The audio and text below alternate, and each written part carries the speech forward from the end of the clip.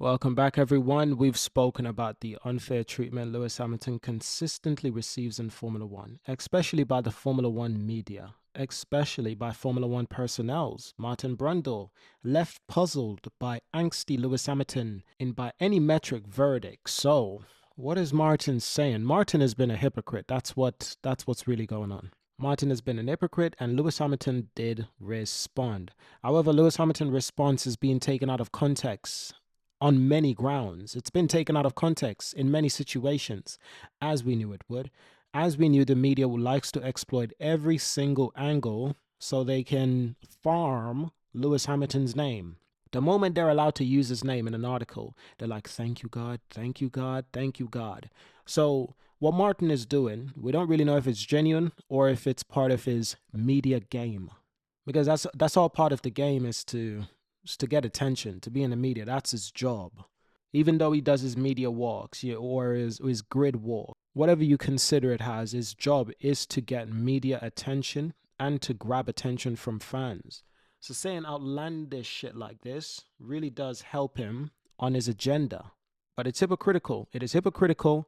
And for the most part, it is racism because we've seen drivers done significantly worse and they have not been questioned.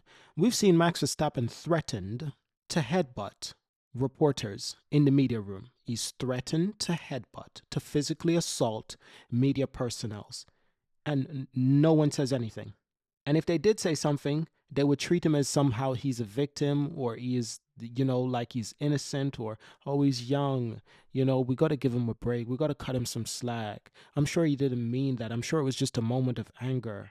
This is the kind of thing that when you're white in the sport, it goes a long way. It does benefit you. There's only one black driver in the sport.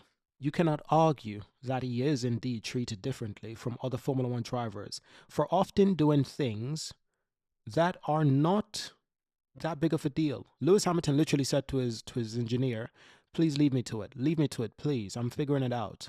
And somehow that's a problem. Somehow that is a problem.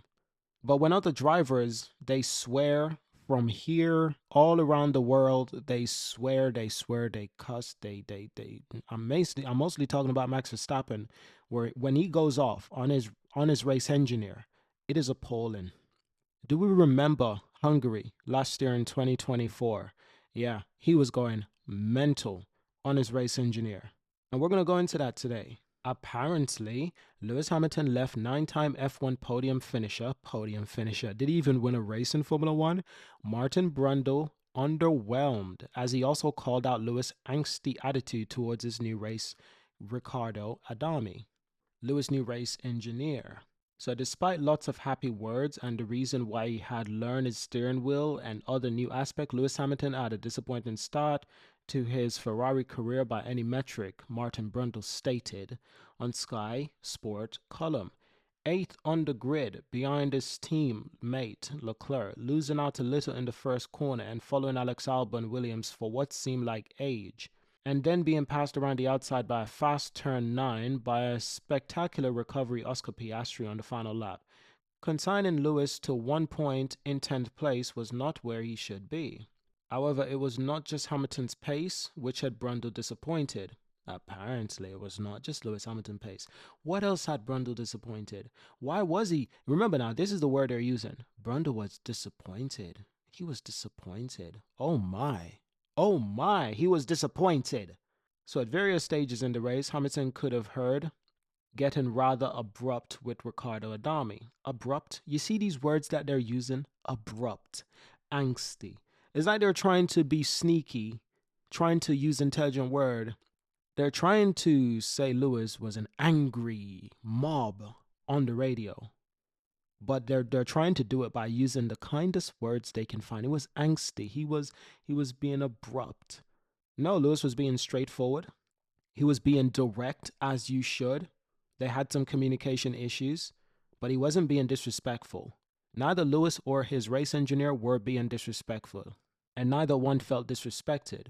But yet somehow the media is like, Lewis, you can't talk to your race engineer like that. Well, how the fuck is he supposed to talk to his race engineer? Let me ask you that. How is Lewis supposed to talk to his race engineer? This is the double standard we need to talk about. Other Formula One drivers do not have to follow these invisible lines that are made up. But Lewis Hamilton has to be judged on every minute detail. Other drivers in the sport, white drivers in the sport, they get away with so much worse, including the obvious Max Verstappen and the way he goes crazy at his race engineer. Martin went on to say, and this is the quote, the statement that has really set things on fire. I don't understand why Lewis was so angsty with his engineer, Riccardo Adami, Brundle continued, who I felt was simply trying to pass over relevant and helpful information. Yes, he was trying to pass over helpful and relevant information, and Lewis said, I understand, leave me to it. Perhaps Martin doesn't understand what Lewis meant. Perhaps it's the other way around. Perhaps the question should be, why when Lewis says, I understand, leave me to it, can't you just leave him alone and leave him to it till he figures it out? Adami gave him information, true, but also the information that was coming from the team and Adami was a little bit misleading, because when Lewis asked, is there more rain coming, Adami literally responded, we'll see. How can you tell that to a Formula One driver who's on dry tires? There's rain coming. Max is pitting. That's after 2 laps of Lando pitting. How can you then tell Lewis, we'll see if rain comes. We'll see. We'll just hope for the best. No.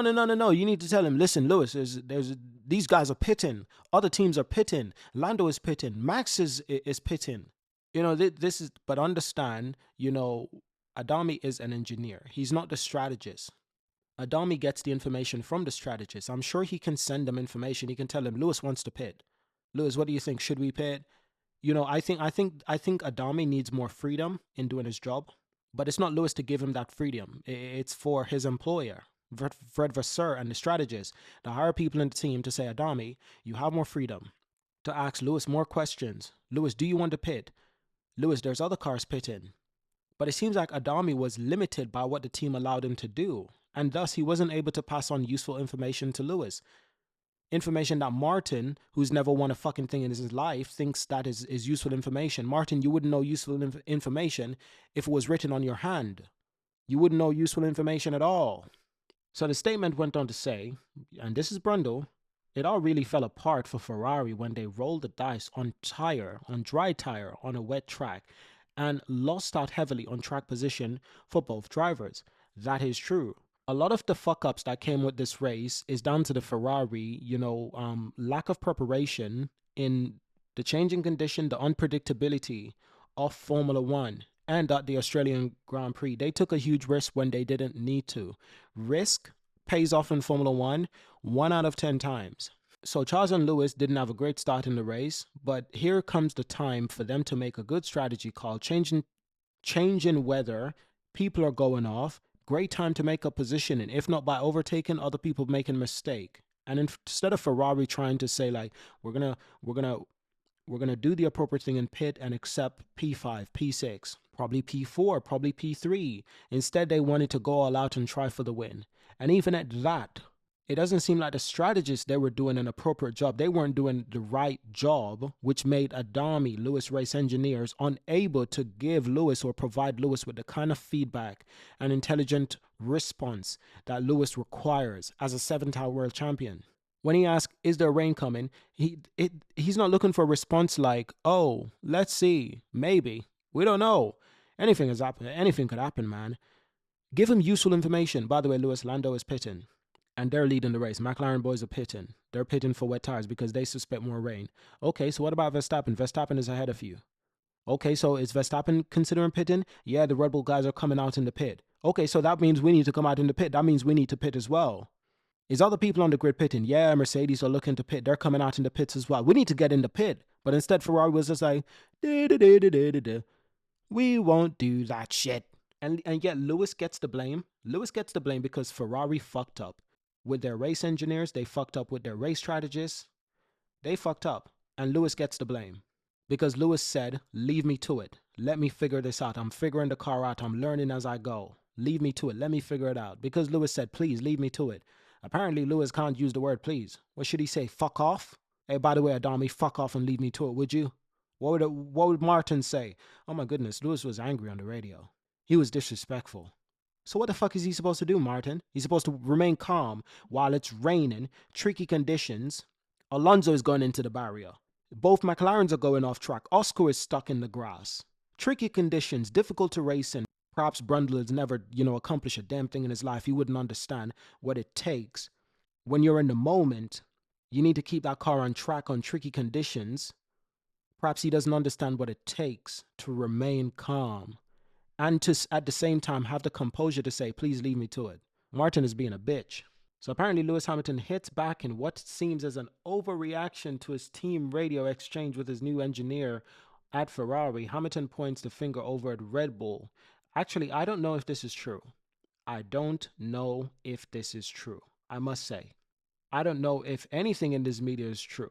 I need to see video proof of what Hamilton said. I need to see video proof because we know how the media works. I don't even know how much of this is truthful. I don't know if he called out Max Verstappen by name or if he called out Red Bull by name. I don't know. So I'm not just gonna believe everything the media is writing, but this is what they're writing. They're saying Lewis hit backs at Verstappen's. Of course, they had to drag Verstappen name into this. When the media gets an opportunity to make a situation about Lewis and Verstappen's, they rub their hands together and they imagine the amount of money they're about to make from these ads and these articles. So I haven't seen the video of Lewis Hamilton actually speak, and all I've seen is quotes that have been posted online, and I'm not sure how much of this is truthful and how much of this is taken out of context. I'm not even comfortable with reading this because, again, can't trust it. By the way, in Lewis Hamilton pole position with the spring qualifying, Sky Sport Italy praising Lewis Hamilton's unique approach in turn one. And they quote and say, it is really nice to see how he interprets that corner. Everyone tends to go narrower, but he makes two clear apexes. The first, then here he opens up the steering wheel and lets the car go wide. In this phase, he's a little bit more losing because he takes more load, but has less lateral load at that point. And when he calls it back inside, he has the steering wheel more straight. All the others go wider, but they always have the rear that tends to go away. He does it from the beginning, and it's spectacular. They're praising him and his incredible driving style and how impeccable that is at 40 years old. So this is what I mean. This is what the media is posting. This is what a lot of people are posting. Lewis Hamilton claims the media is persistently ignoring Max Verstappen, getting angry and giving abuse to his race engineer over the years. That is true. They have ignored it. Let's be honest. What has the media said? What has the media done? They haven't done a damn thing. They haven't said a damn thing. They just treat Max Verstappen with kitten gloves. They just treat Max Verstappen like Max isn't doing anything wrong. Max isn't doing anything wrong at all. But thankfully, there's a few accounts that are posting the truth, and I've reposted these accounts. Such as this account right here, admin, you're not the sharpest tool in the shed. These were the articles after Max Verstappen went ballistic a few times. These are the articles that came out. Verstappen explains radio outbursts. Verstappen explains? Oh, you're waiting for Verstappen explanation. Red Bull Verstappen defends radio outbursts. Verstappen outburst triggered by Red Bull pressure. Max Verstappen admit F1 Portuguese radio outbursts. Oh wow, this is at every fucking race. Completely understandable that Max Verstappen blew a valve. Completely understandable that Max Verstappen blew a valve. You see what I mean? Max Verstappen can get away with anything. Honestly. Can get away with anything. Lewis simply just says, please leave me to it. And the media is like, oh my God, how dare he? Yeah, the unfair treatment and just obvious racism in the sport.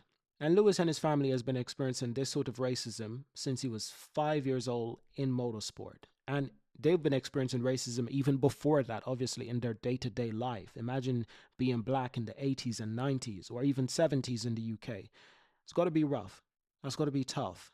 But going into motorsport, they always knew it would be an uphill battle. The things they would say to him, the racism that he would endure.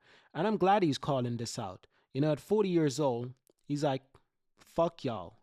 Yeah, I've been racist to me my entire life, and you continue with your racist, biased behavior, especially in the media. While Lewis has a skateboard with plus 40 fucking 4. That's incredible. I need that. He needs to put that thing up for sale. He needs to sell skateboards with plus 44 on them so I can buy them. I need to check that out. This is what's also being posted. He, Adami, had 2 champions or more in the past, and there's no issues between us. Go and listen to the radio with others and their engineers. It's far worse. The conversation that Max had with his engineer over the years and abuse that poor guy has taken, and you never write about it, but you write about the smallest little discussion I have with mine. Again, I have not seen the video. I have not seen proof that Lewis said this, but this is what Lewis said. But if Lewis did say this, good job to Lewis because he's speaking facts. There's nothing wrong about what he's saying. Everything that he's saying is truth. And it's funny seeing Red Bull and Max Verstappen fans trying to defend Max Verstappen's behavior. The hypocrisy and racism in this sport goes a long fucking way. And predominantly, this is one of the reasons why I had to create this Formula One channel, you know? Well, it's not a Formula One channel, it's a race channel. It's a race curator. We won't just talk about Formula One. We're going to talk about a lot of things, not just Formula One. But there's no doubt Lewis faced a lot of unfair treatment in this sport. One last thing. Sainz backs Lewis in engineer exchange with exact same at Williams. As Formula One season kicks off with the Australian GP melting into the next event in China, drivers coming off the back of a challenging week and had just a handful of days to recover before once again addressing media. One of the biggest talking points since Australia was the conflict between Lewis Hamilton and race engineer Riccardo Adami. But new Williams driver Carlos Sainz states in an exact same boat, a massive learning curve. Much has been made about the struggles Lewis faced on his much hyped F1 debut, particularly as it concerns his conversation with new race engineer Riccardo Adami. During the race, Hamilton routinely pleaded that Adami, please let me drive, as the engineer suggests pressing certain buttons on the steering wheel or initiating an overtake on the car that was too far ahead to be overtaken.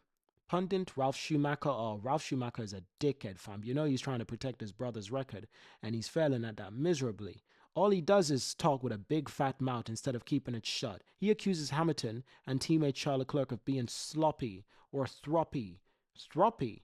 What kind of word is that? Over the team radio, for example, while former F1 driver Christian Danner stated Hamilton has to get to grips with Ferrari's system and not let Ferrari adapt to Hamilton. That's been a lot of conversation about that. A lot of people are saying Lewis needs to get used to Ferrari instead of Ferrari getting used to Lewis. No. It's Ferrari who needs to change. It's not Lewis. The problem's not with Lewis. How many titles have Lewis won? You know, since Ferrari won their last title. Lewis has won 7. So who should listen to who? Who should change for who? It's Ferrari who needs to adapt to Lewis. I wouldn't say this if Ferrari has been winning in the last few decades, but they haven't. They haven't. So in this case, listen to the more experienced personnel. That's Lewis. Hamilton is only one of the several drivers to make a big move in 2025. The driver will replace Ferrari driver Carlos Sainz Jr. Carlos was asked if he experienced any similar issues with his own race engineer or if the integration into Williams was proven to be significantly different. Carlos' statement, no, this is the same. It's exactly the same, Sainz said. The only difference is, unfortunately for me, I didn't get to drive such a demanding race from communication side in Australia, and I've missed that experience to build with my engineer. So he's basically saying, well, he didn't get to drive in a race, so he doesn't really know what experience he would have, he would have had with his race engineer. While Lewis was in the race for the entire laps, he had to experience the full, experience with his engineer, new engineer. They're just getting used to each other. Lewis doesn't like to be told, hey, Lewis, this is how you overtake. No. Leave me to it. That's what he likes to do. Leave me to it. Saints continue. We were talking about it just now. It's like we need to review this race and go through it together. As I was driving, because it was exactly a kind of race where I think I could make a difference as a driver. If you help me read the situation well, and we could have caught a good result, like in the case Alex did, and if we communicate well. So Saints doesn't really have much to say. He's just basically, he's just saying that, still 23 left, so I'm still plenty of them to come. But yeah, it's that one race where you have a massive learning curve, probably like Lewis and Ricciardo did, and they learn a lot from it and they keep moving forward. So yeah, Carlos tends to be a really professional guy, tends to be a really stand-up and nice guy. Nothing against Carlos, but the hypocrisy, there's a lot of hypocrisy and racism in the sport, especially against Lewis Hamilton, especially when he doesn't do anything wrong. That's the crazy thing. He hasn't done a fucking thing wrong, and yet the sport wants to tear him the fuck down. I'm gonna leave this video here. Thank y'all for watching. Subscribe, and I will see you in our next video. Peace.